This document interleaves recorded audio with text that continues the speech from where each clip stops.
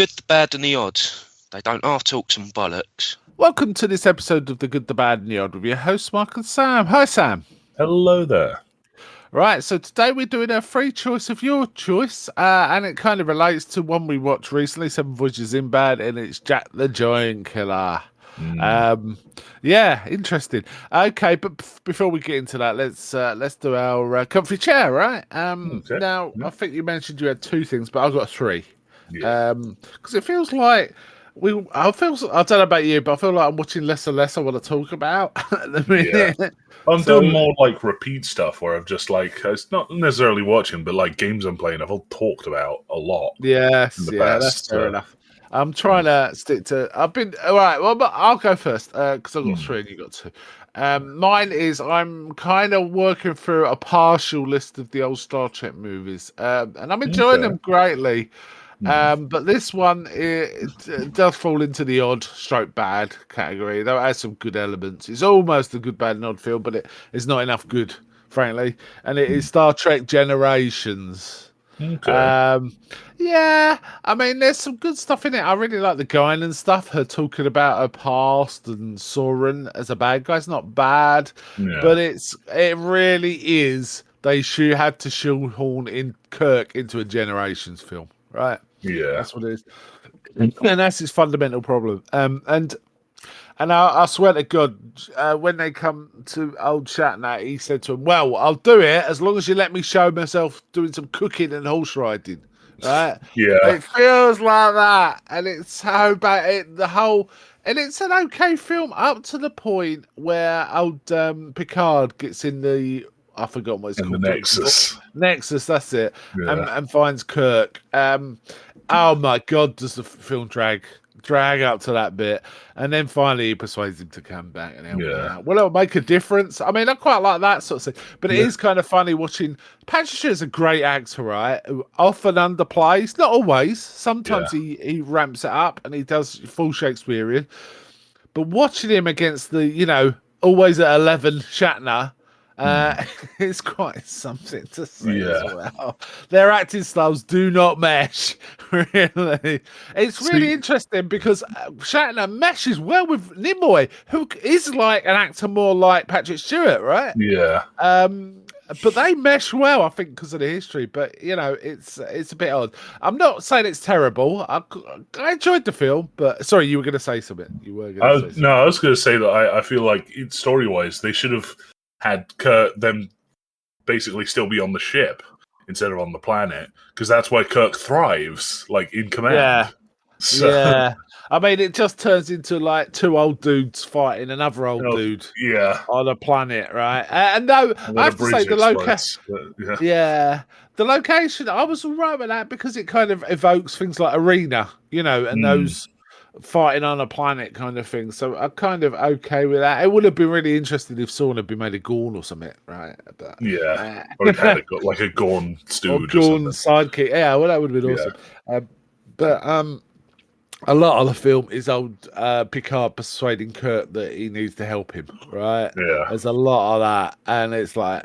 And Picard has to fight... Before even Picard gets to Kirk, he has to work out his own... Oh, no, I'm in a world where everything's perfect. I'm going to go back and change it, right? Yeah, he's got to break out of the Lotus Eaton. Yeah. So. But there's some elements which are kind of interesting with Data not being able to deal with his emotions properly and stuff like that. But this is the one where he keeps singing. So. Yeah, and he keeps laughing at jokes from Farpoint and crying and just getting freaked out because he doesn't understand fear. Yeah.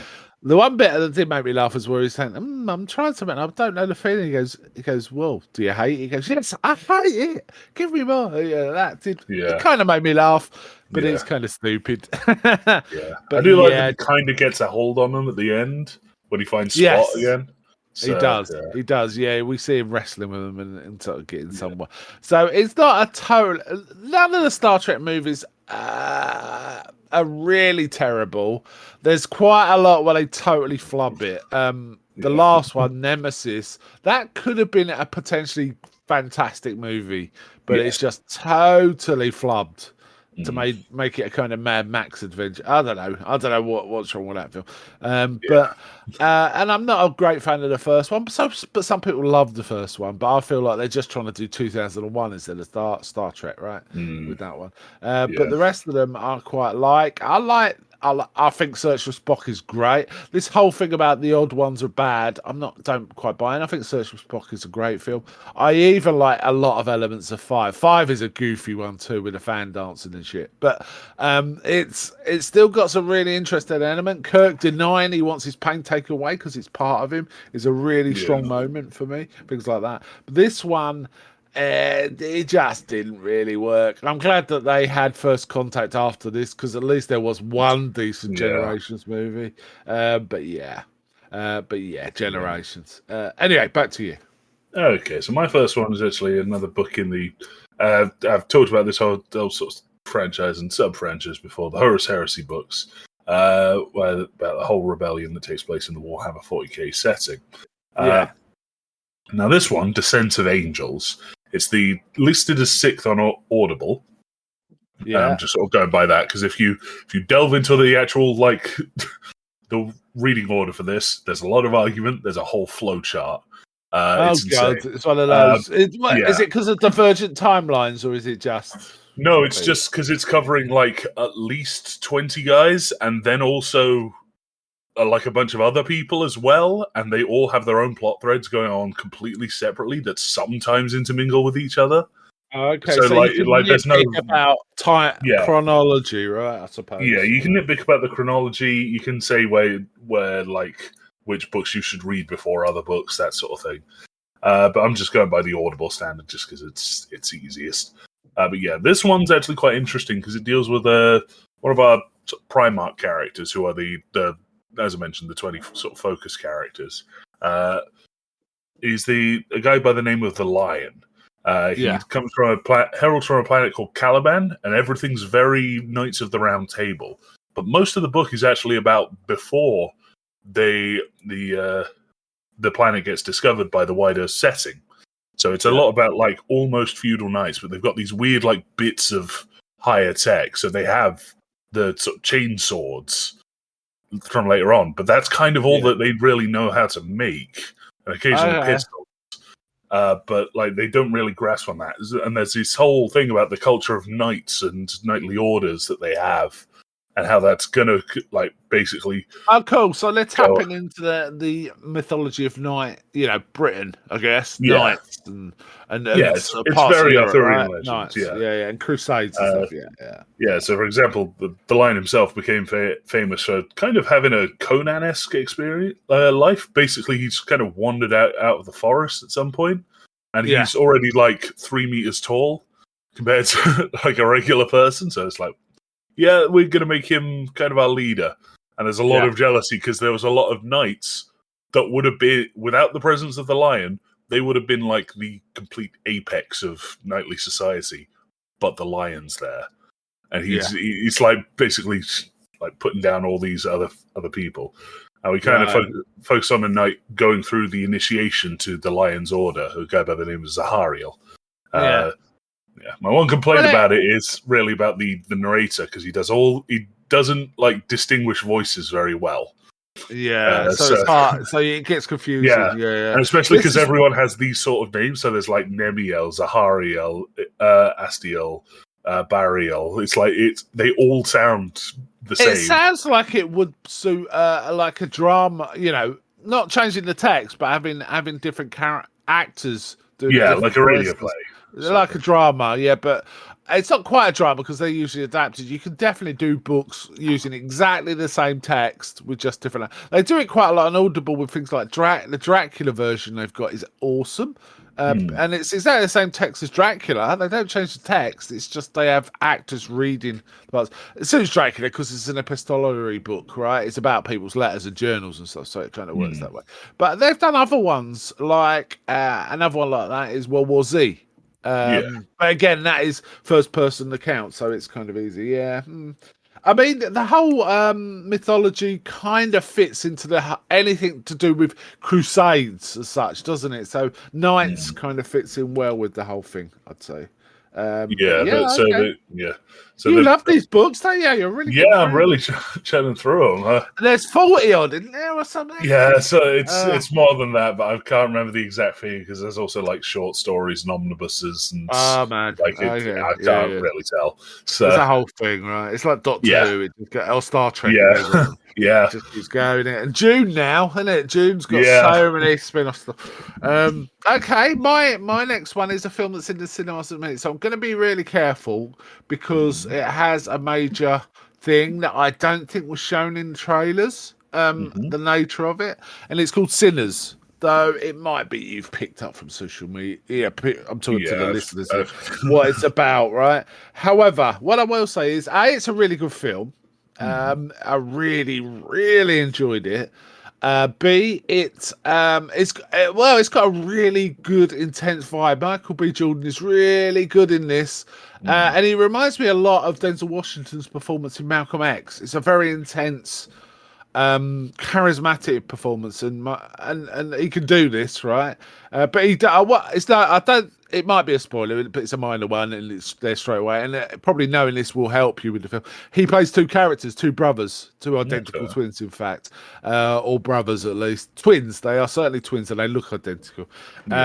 And I didn't know that going in. I was like, those two look really similar. Wow, have they found an actor who looks just like him? And then I realised, no. So it's seamless as far as I was concerned. I did not realise. Sorry, I did not work out it was the same character playing two roles, say on the screen at the same time. It was quite a thing.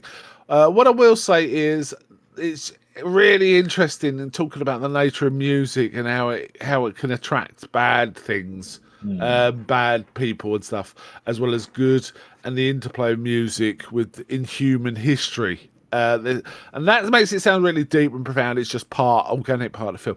It's probably the movie, I'd say, that music is so central to it working. I haven't found a film where that's so important since, say, The Wicker Man.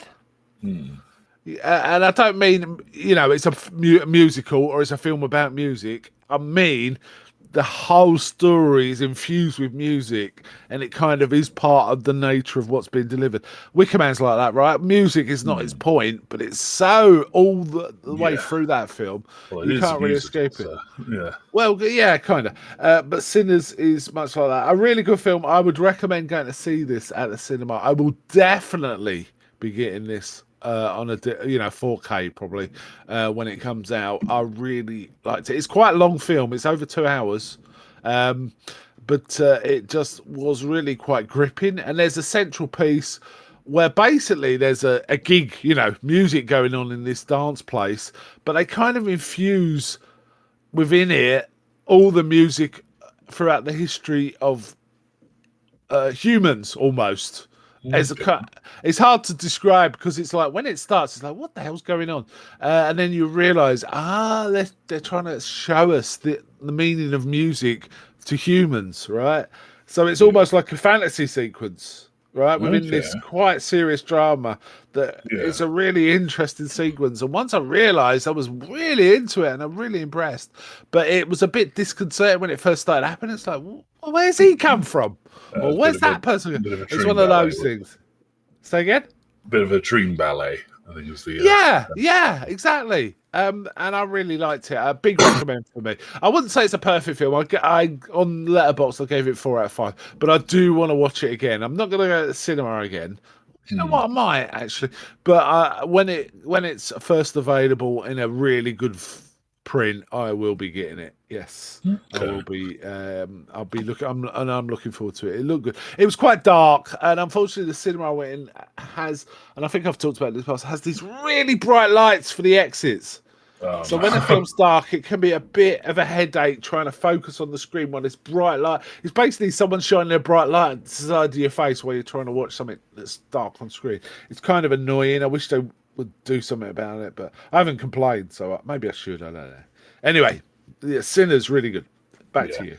Okay, so my last thing is I've been rewatching the, I almost said Top Gear. It's the Grand Tour sort of specials because they stopped doing the tent format after like 3 seasons, I think it was. Yeah, it proved no end, didn't it, when they stopped doing the tent format? Yeah, so there was some fun bits, like them just constantly like Jeremy Clarkson's a weird bit. Yeah, the killing celebrities constantly, and they're Jeremy Clarkson's weird vehicles that he'd occasionally wheel in.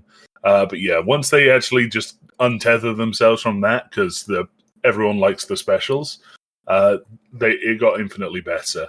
So I'm just currently sort of working my way through them. So I've watched the RV one, where they end up buying and customizing their own RVs.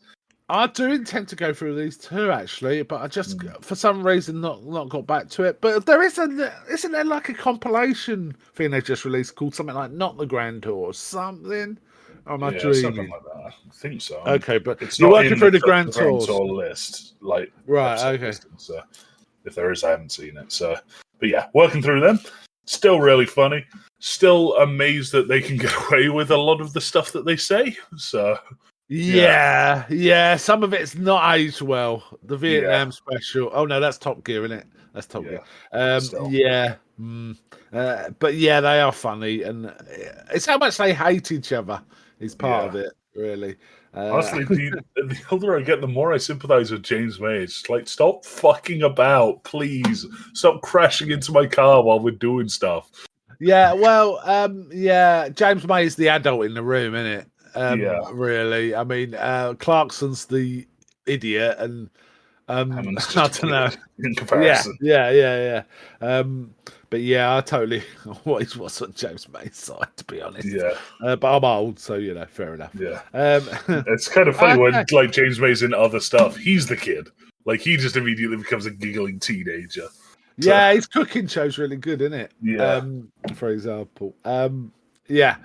Okay, cool. I keep meaning to get through these as well. They're one of those ones you can just throw on. You don't have to watch all the way through. You can watch it in bits, and it's still entertaining. Whatever way you consume it, it is. But it's quite engaging as well. It's not something to ignore, is it? Once it's on, you just have to watch it. Really. Okay, my last one is more like a collection. I'm not going to go into this in any kind of depth. So I've been slowly working through the entire catalogue of Alfred Hitchcock. Chronologically, and it's been an interesting one. You can kind of see where he got his reputation from, and objectively going through it all, I can see why Vertigo's considered his best film, because it's really good. It's really, really good. But I still like Psycho the best, personally. That's my personal favourite. However, he was still delivering some really interesting stuff very late in his career. I mean, Marnie's kind of interesting. It hasn't aged well. The sexual politics of it have not aged well, I have to say. But then after Marnie, he went through this period of a couple of films which felt very old-fashioned, which was Topaz and Torn Curtain. So it felt like he'd kind of lost it there. But then you get to a film he made in 1972 called Frenzy, and it's a brutal killer film, like Jack the Ripper type of king, called about the Necktie Murderers, set in London. And that film does not feel like it's made by an old man. It feels like it's fresh, really intensely cringy in places. In the oh my god, what's happening? And that was his second to last film. So Frenzy was probably his last great film. And then I watched his final film, Family Plot, which is like a goofy caper comedy film, and still pretty good. But no, I wouldn't look at it and think, oh, yeah, this is Hitchcock. You wouldn't know. Whereas Frenzy, you can kind of tell it's Hitchcock. It's really brutal. So, yeah, I enjoyed this watch through. I prefer his mid-season. What everyone else likes the mid-season. There's some really good early ones like Rebecca and Lifeboat and stuff like that. But there's some really good ones. What I was shocked was he does one called, I think, The Man Who Knew Too Much. I think it's called. It features Doris Day, and she sings "Que Sera Sera" in the middle of the film. She's a singer, you see. She's it's about a couple under siege. Their child is kidnapped and they're under threat, and things like that. But Doris, it's so weird seeing Doris Day in a Hitchcock film. It's something I'd never seen before. Probably loads of people have seen it and thinking, "What's he talking about? It's an idiot." But I had not seen it before, so it was kind of interesting to work. It is a filmography worth going through his mid-season stuff, To Catch a Thief, Rear Window, North by Northwest. They're really great films. The Vertigo, which is a stunning obsession more than anything else, is probably his best. But as I say, my favourite remains Psycho. Yeah, so Hitchcock's really interesting. Right. Okay, I think that sums up that comfy chair. A bit longer than usual, considering how few things we were covering. So, Jack the Giant Killer. You're trying. As I mentioned, we watched Sinbad, Seven Voyages of Sinbad recently, and I was kind of juiced to watch this, and I was talking to you about just watching this at some point. And I guess that piqued your interest, and you picked it as your comfy chair. So we get two of the leads from Seven Voyages. We get Sinbad himself, Kerwin Matthews as Jack the Giant Killer, and Torin Thatcher, who was Sakura, was it, or something? Yeah, Sakura, and he's playing Pendragon. Pendragon. Interesting film, because this is fairly set in England, specifically Cornwall, isn't it? Yeah. Now, I did a bit of reading, because I remember stories about Jack the Giant Killer from a kid, but I don't recall hearing them ever again. But basically, the original story, it was set around the same time as King Arthur. They're contemporary King Arthur, but they're much more mythical and mystical. Jack is a killer of giants in Cornwall. And Tintagel was in Cornwall, right? One of the palaces. One of the theorized. Because there's Camelot and Tintagel. Is it Avalon one, or am I dreaming? Avalon is the realm of the Fae, so that's the Fae. That's probably where he goes when the Lady of the Lake takes him at the end. But and you feel like Jack the Giant Killer, the mythical version of Jack the Giant, is that kind of area, right? Killing giants, and there's fairies and giants and all that. And this film starts with that being a real thing, hobgoblins, giants, fairies, evil demons, witches. It opens with a book, and it's like, okay, here's Pendragon. He was banished 100 years prior by this wizard. He was the master of witches and Hedda or something. So basically, the land has turned to rationality. I guess. I think it's supposed to be Christianity, really. So because they end up with a lot of crosses, very prominent. On the, and the sorcerer. Now, one thing. Also, I felt like there were some other members of the cast were also in Seven Voyages. The Kings kind of looked familiar. But I wasn't entirely sure. One thing that freaked me out was, and I only learned this yesterday reading about this, was apparently because of its very, very similar nature to Seven Voyages of Sinbad, Columbia tried to sue, so the producer actually reworked it to be a musical and released it as a musical. So when it was first released, it was a musical. Okay. I have never seen that version, ever. No, me neither. But I watched this with some friends. And while we were watching it, the introduction where they show Jack for the first time, there's all the animals, and the music kind of swells. We were all like, "Is he going to sing?" I couldn't remember him singing, but it's this feels like the lead up to a song, and that makes sense if that is the case. It was a musical at some point. Well, I was repurposed as a musical, and then I think what we're seeing is either the original form or then re-editing that musical form to look more like the original form. I don't really know. Yeah. And what you said suggests the latter, doesn't it, really? Yeah. The original Jack the Giant Killer was famous for killing a couple of giants, and he does kill a couple of giants, and one of them was called Cormoran in the original mythology, which is the first one he encounters in this one, right? Yeah. So apparently they had it edited as a musical, but then they re-edited it 30 years later. But Columbia had lost interest. But at that time, and apparently United Artists still own the rights to the musical version. Apparently, so it is around. So I bet if you bought the Blu-ray, it might be in it. Who knows? I don't really know. Yeah. And somebody, I think Duran was also a producer. sorry, not Duran. Smalls. Smalls was also a producer or something on Seven Voices in Better, hence the similarity. And we'll talk about it as we go through. There are a lot of similarities. So yeah, apparently a wizard called Hurler defeated an exiled Pendragon to a mystical island that you can't really find. That's somewhere off the coast. Like he exiled him, but he's kind of just free to leave. Like he just kind of shows up and taunts the characters several times. So. Yeah. Apparently, because Hurler died, which means Pendragon's now more free, but he wants to be a bit more shady from the look of it. Basically, the Kingdom of Cornwall is celebrating the crowning of Princess Elaine, who's the daughter of King Mark of Cornwall. Now, King Mark, that rings a bell. There is a King Mark in either Arthurian or other legends. It kind of rings a bell. I think it's tied up to the Tristan and Isolde storyline, which I don't know, is not that famous anymore, so we'll not talk about that. Anyway, Pendragon rocks up as a foreign lord. Now, this reminded me a bit of Disney's Sleeping Beauty in some respects. You know, just turning up at an important point. You know, there was bits of, and he's called himself Elidorus. Now, Did you notice his makeup was very weird? It almost looked ashen, didn't he? Like grey-faced. Yeah. Did you notice that? Weird, right? Weird. So the friends I was watching this with immediately is like, is that the Master?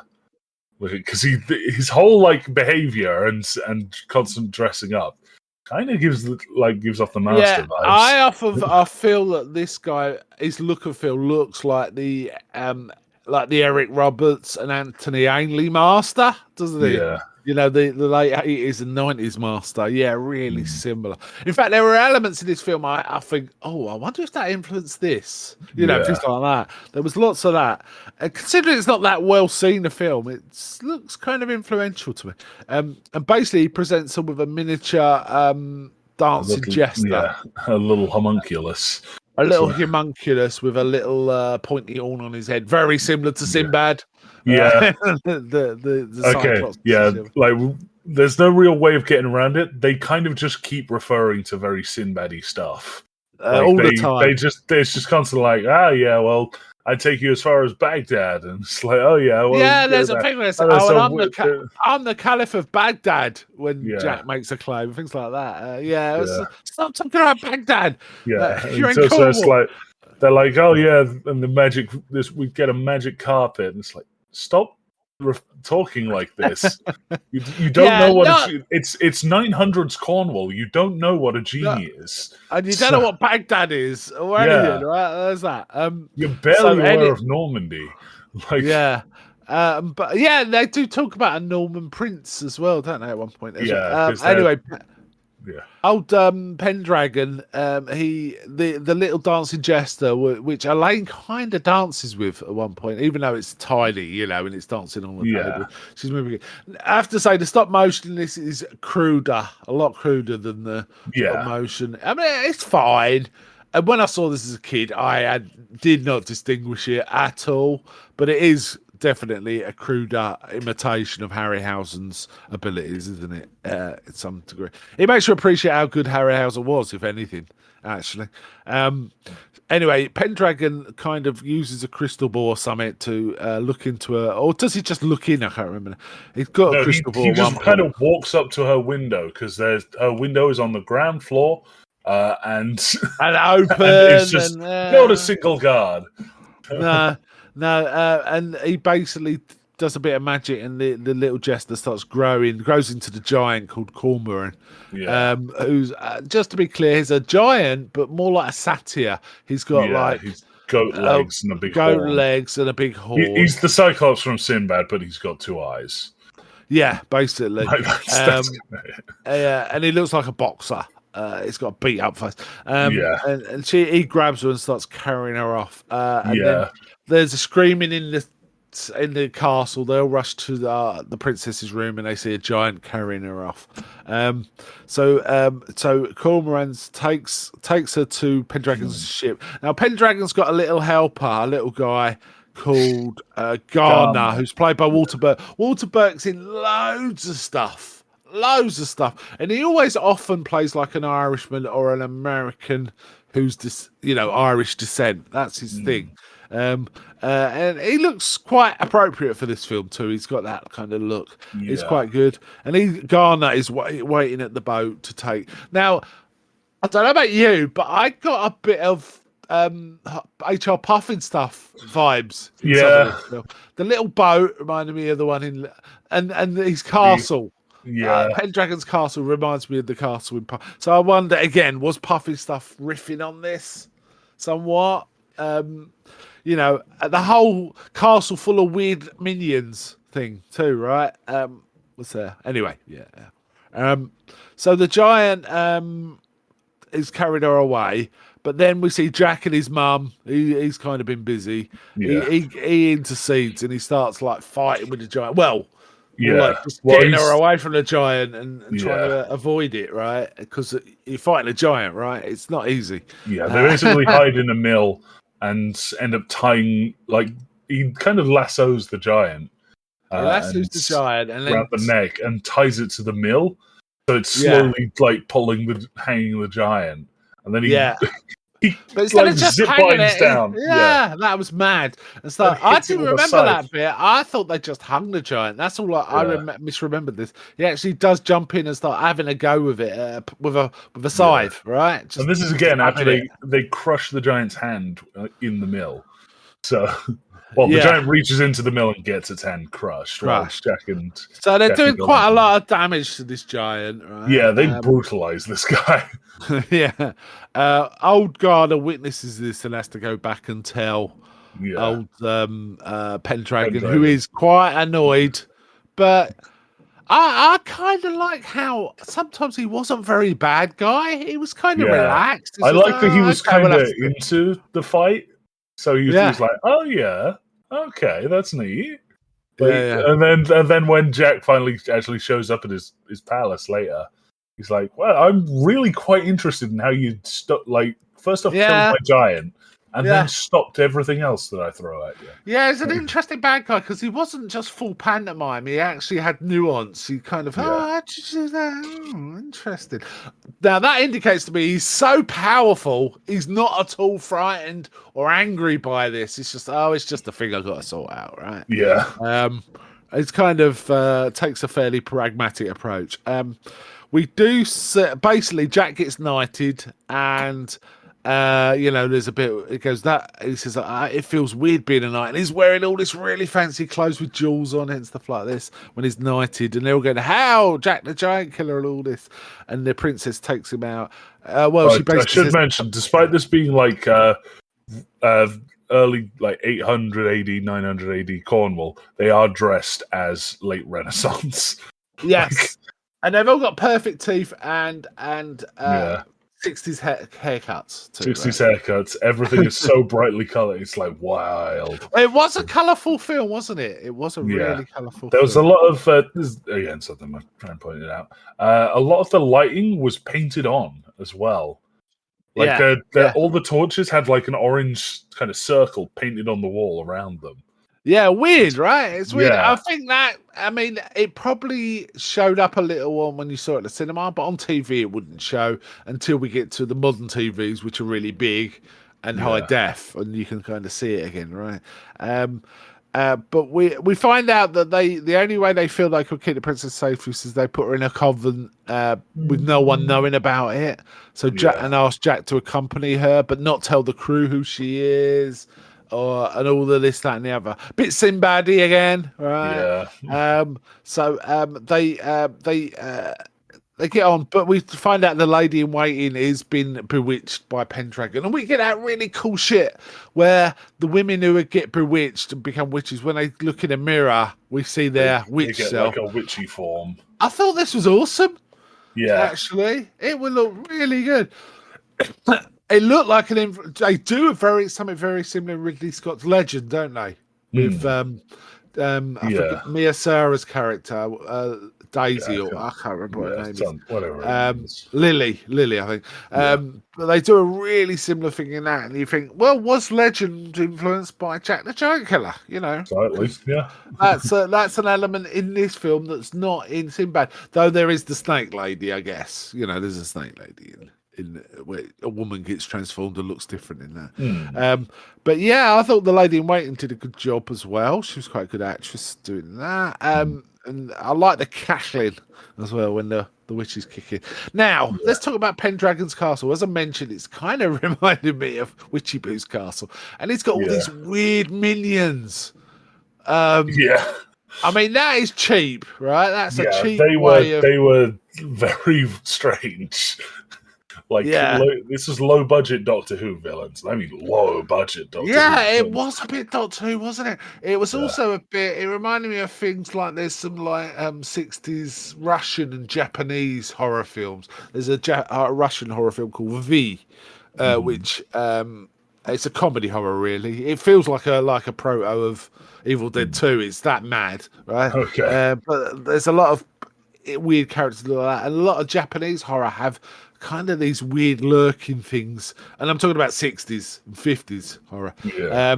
And these things kind of look like that. It's a cheap, instead of having to do a load of I don't know, stop motion or pay extras with faces, they just put weird masks on everyone and have them milling about. Pendragon's kind of paying court, and he kind of infers some of them are witches and some are demons. And indeed, at the kidnap, he sends a demonic force, doesn't he? And a witch force.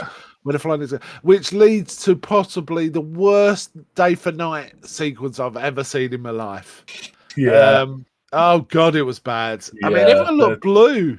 They just kind of tend to put a purple filter over everything. Yeah, I should say it wasn't day for night. They specifically darkened the skies when they did the attack. That was the idea. They were bringing the supernatural forces to surround the ship. But it just looked weird, right? It's just not weird. It's like I was watching it saying, has the color coding gone on the file or something? Because it just looks like there's no green anymore or something. I don't know. I couldn't work it out. But basically, there's a big attack on the ship. Just drag out a bit, I have to say. Sending winds. There's a demon thing that blows a wind at them. So they're kind of getting blown. It's got like a dinosaur head. It kind of screams constantly. There's like a weird three-horned demon one that can set fire to everything. And the weirdest one, I quite liked the makeup for it, was the skeleton with the sort of bunch of flowers. That was like constantly weird. Smoking, and it had like a knife coming out of the end of it. I was like, what the fuck? What is that? It reminded me a bit of a film I don't think we've talked about on here, or we might have talked about in a couple of years, called A Chinese Ghost Story we watched recently. There was a bit of that about it. It was just weird and different and quite cool for kids. It was almost too scary for kids, this. It was getting towards that point.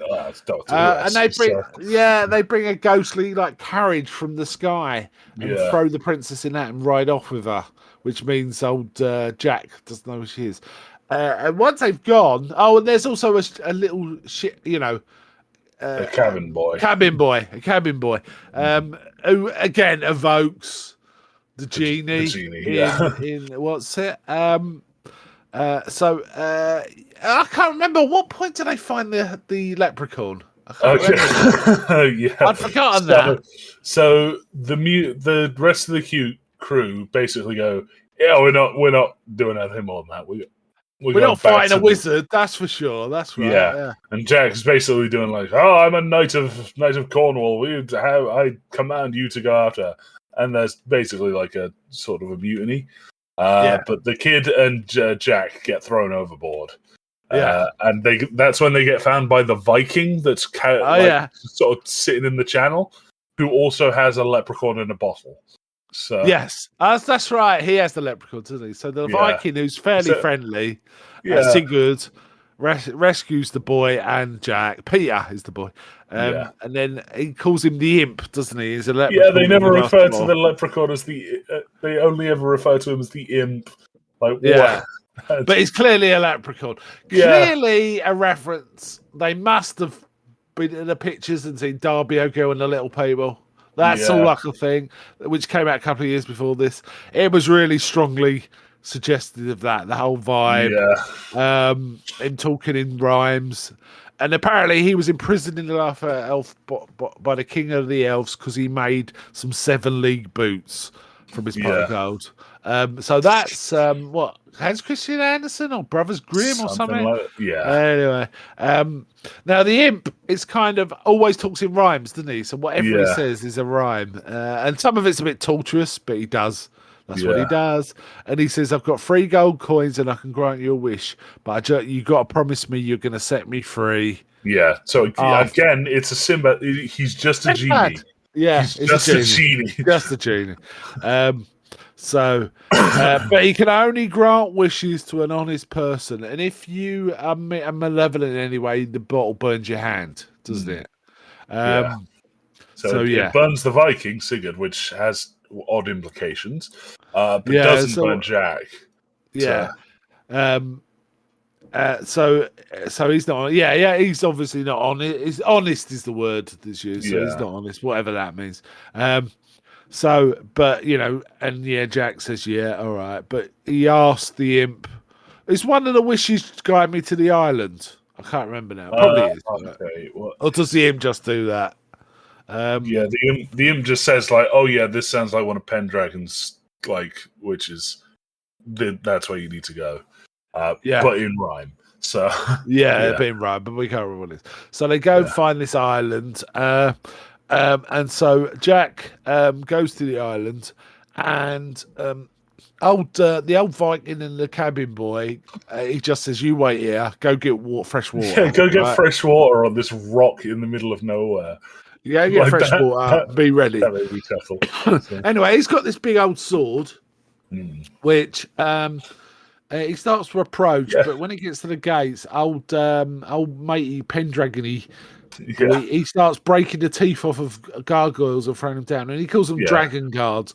And then we get these weird, slowly marching guards, which are very reminiscent of the guards in Wizard of Oz in some respects, and they looked a bit like ice warriors from Doctor as well. But they march really slowly. But he tries to fight with the sword, but they're like, not having it. What's weird is, I know it's from Greek myth and not the film specifically, but Jason and the Argonauts came out a year later. And that with the teeth. That has the teeth with the teeth. Skeletons. Yeah, that is. I hadn't noticed that, but that's a good catch. But he can't fight him, so he asks the imp for help. And he goes, basically, it's grab a bone and you won't be alone, or something like that. I don't know. Yeah. He grabs a bone of a skeleton, and the imp uses one of his and turns it into a whip. Interesting use of a whip, and he basically whips these guards who just disappear. They just disappear, and then it turns back into a skeleton that starts pointing the direction to go. Away. And Pendragon's like, interesting. I've never seen someone do that. And he's not even that phased by him being able to get through. And then he goes through this really interesting corridor, which has torches, but they're human arms in armor holding torches out. Yeah. Did you notice that? That was really cool, wasn't it? That was cool. And then I think, does he ask him to help him fight Pendragon? And he basically gives him magic powers on his sword. He goes straight into Pendragon's court, and the witches all kind of form behind him. And the imps immediately like, don't turn around. Just you don't want to turn around. Immediately after, Pendragon starts throwing out all these threats. It's like, if you take a step towards me, you'll grow horns. You take another step, or your limbs will become cloven hooves. And if you do it again, you will become just a beast of burden. And the imp is like, I can protect you from that. He enchants Jack's sword, which he holds out as like the cross. A cross, yes. He's holding it up like it's a cross. And the Pendragon's firing lasers or something from his eyes. Well, he's like shooting lightning, and Jack keeps going like, oh, no horns. Yeah, they're winding him up, and he basically holds Pendragon as to the sword. He goes, "Where's Elaine?" He goes, "I haven't got her." And he says, "She's in her thing at the other end of the island." Is his thing, and then Jack goes off to go get her. But then we do see him actually enchant Elaine, so she becomes her own witch, doesn't she? She's got like this really striking red outfit and blue face and yellow eyes. and looks way more fun, in my opinion. And she's like, let him rescue me. I can get the, I can work out what, because Pendragon's now about. What's this magic? How'd that magic happen? I need to know. He's not bothered about Elaine anymore. He needs to know. And the whole plot is he wants Elaine to become the queen, so he can then control England through her. And she's like, a witch is the queen of England. All this kind of cool stuff, right? Yeah. And anyway, so she says to Pendragon, just let him rescue me, and then I can find out, right? And he sends Garda to basically tie her to the side of a rock at the other end of the island. He does that, and then Jack goes and rescues her, right? Not knowing. Anyway, he then runs back to the boat. How all this happens in this, I have to say, there was one bit when we get an established shot of the castle, and it looked terrific. It must have been a model, I would say. Yeah, most likely. But it really did look like a castle on a barren island to me. I'm really quite impressed with that. Given its HD and everything, it must have been a model. I don't think it was a matte painting. Let's put it that way. The lighting just looked too good. Anyway, they go back to the boat, and old Peter and Sigurd are still off getting water. We don't see them at all. There's no shots of them doing anything. We don't know what they're doing, right? And Elaine says, "Oh, how did you manage to beat Pendragon?" And he explains he had the imp, right? And he shows her, but when she picks it up, it burns. Yeah. So then she drops it, and it's like right on the side of the ocean, and then falls into the ocean. The old imp's like, don't be rocking. I'll be. I don't know. It rhymes. It's something with rhymes. And then at that point, Jack realizes she's bewitched, and he takes her to a mirror and throws. Oh, we see this earlier, don't we? When the king. See, they catch him because she drugs him. And kind of the witches descend on the. Oh, yeah, you're right. They catch him. Yeah, but we do get an established shot earlier where the king and that realizes the serving lady, she's the only one who could have revealed the location of the princess. So they drag her to a mirror and see she's a witch, and they smash the mirror, which releases her. Again, a really cool outfit and look and feel, really impressive. That bit. So anyway, Jack gets caught and. I can't remember why, but Pendragon decides to leave them both alone. Peter and Sigurd are turned up. Peter and Sigurd get turned into animals. Sigurd dog into and Peter into a chimpanzee. Right. And then, because Jack still doesn't know that that she's evil, Pendragon leaves them alone so that she can convince Jack to tell him what happened. Where the imp is. No, he wants to know where the imp is because I don't think anyone notices that the imp fell off the boat once she drops it or whatever. And he's like, I don't know where it is. Yeah. And then she says something which indicates she's a bad bitch, right? Well, she starts doing like the usual, like, "You're a fool, Jack. I'm now a dark witch." It's all doing all this laughter, and that somehow. The chimp and the dog get free, and they bite through or help Jack escape, and he manages to get an arm free, and then the other arm grabs the woman, drags her to the mirror, and throws something in it. And it made me laugh that fairly cheap production. They didn't even break the mirror. They imposed a special effect over the mirror. To make it look like it was broken. So just break a mirror, guys. Maybe they did more bad luck. I don't know. So she's back to normal. Much less fun, actually. Again.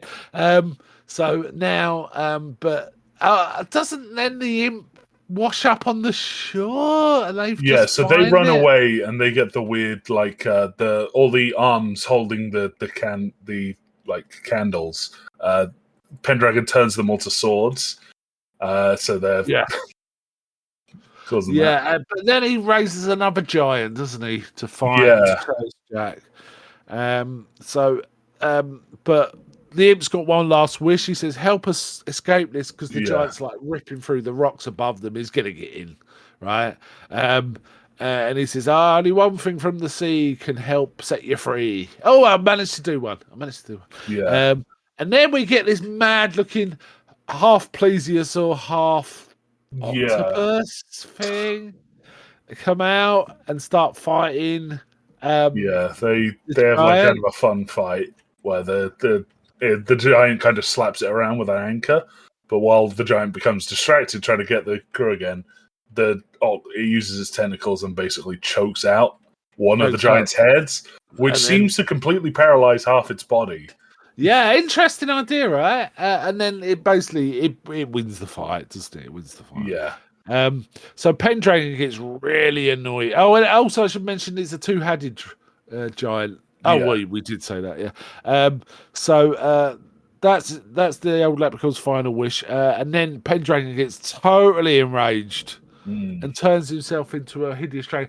Again, it reminded me of Disney's Sleeping Beauty. Maleficent. At the end of that, turns himself into a dragon. Amazing bit of animation, that one. Old Pendragon. Now, this dragon looks a bit dog-like. Did you notice it? That was kind of interesting. It's kind of like a bit chimera-esque. It looks kind of like the things you'd see in the sort of borders of like a medieval text or something. Yeah, which is an interesting choice. Probably the choice why they chose to do a dragon like that. Yeah, it stayed in the field. Maybe it was just that looked good, so they went with it. Yeah. So there's a fierce battle. Jack has a good old go at this dragon. He asked the imp to help him, saying, "I've got no more gold coins. What do you want me to do?" Yeah, like I can't do anything. Yeah. So Jack. I mean, at one point, Jack jumps on its back and it's flying through the air high above the ship, and he's like hitting it with a sword, hacking through its wings, does not care. So Jack basically kills this dragon, and when he kills it, the castle explodes. Yeah. Amazing. So it kills Garner, the witches, everyone. I think. Yeah. Well, the witches kind of get sucked into the weird pit in the middle of the. Oh yeah, that's awesome. And Garner gets crushed. A bit Evil Dead 2, right? A bit Evil Dead 2. Basically, and then Sigurd and Peter get returned back to human form as well. And then they discuss, we got to free the imp now. It's a promise. And he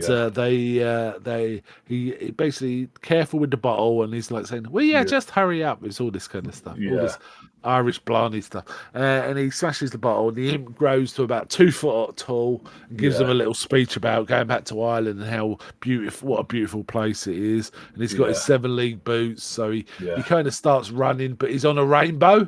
He we say running. They kind of just. Like, I think I'd be able to do a better effect by clicking and dragging a picture in Microsoft Word. So it's kind of funny how bad it looks. Yeah, but it does superimpose a rainbow across the sky. And then the film ends with the ship sailing basically along the reflection of the rainbow in the sea, basically. Yeah. So and the film back to Cornwall. Fun film. Yeah. I felt the old Day for Night sequence went on a bit too long. It was like, oh, come on, guys.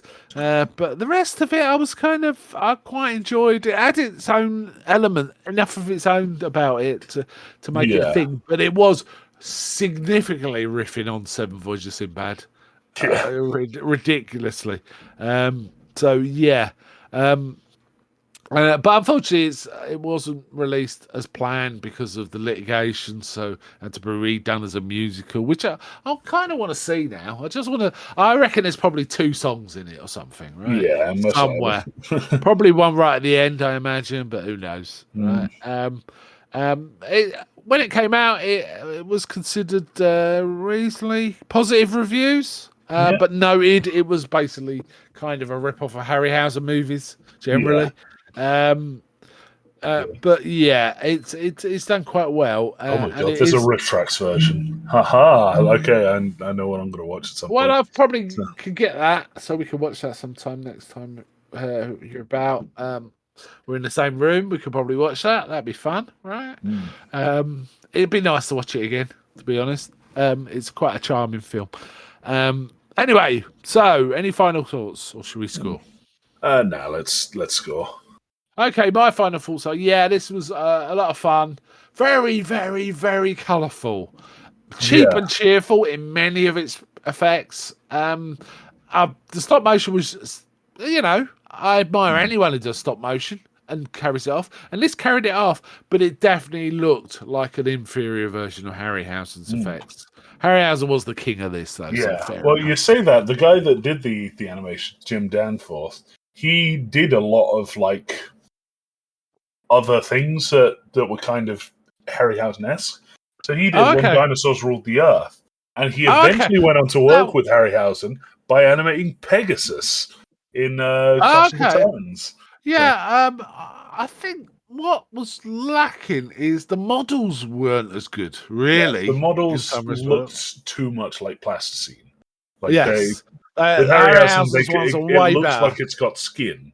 Whereas this, it looked like it was plasticine. So yeah. In many respects, you can go back to King Kong, and King Kong did a better job of animating than in this film, in some respects.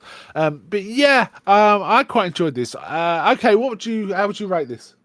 I'd rate this easy 7 or 8. Like, this was a fun, in spite of all like how cheap it was. The film itself was very good, but I had a lot of fun watching it. So. Yeah, I also give it a 7. It had lots of elements where you could see the sort of joins, and they kind of worked in its favour. The cheap effects, effectively, for the minions kind of worked because it was so weird. But I also really like stuff like the witches' designs and the whole, if we put a witch in front of a mirror and smash the mirror, she stops being bewitched. Stuff like that. I thought that was some really strong elements. I quite like the cast. I think the princess was actually pretty good in the role. I think she was well cast, that actress. Cohen Matthews was pretty solid, as he's a very vanilla hero type, isn't he? Just a plain old good guy. He would have made a good Superman. If he'd have been the Superman in that, he's that kind of guy. But yes, he was good. But I mean, and Torin Thatcher, I'm a fan of Torin Thatcher for just these 2 films. I just think he's really good in what he does. I think he's better in Sinbad. He's given more juicy stuff to do in Sinbad. But I do like the way he played it. Like, oh yeah, okay, he's beat me. That's interesting. Rather than I'm gonna kill this guy. Again, I'll mention. I think he would have made a great Ming if they were casting Ming about this time. It would have been perfect for him. But solid film, 7 out of 10 for me too. And maybe we'll get to the riff tracks at some point. Off air though, obviously. Yes, I can imagine them having great fun with this. All right, then let's wind it up there. So bye from me. Bye.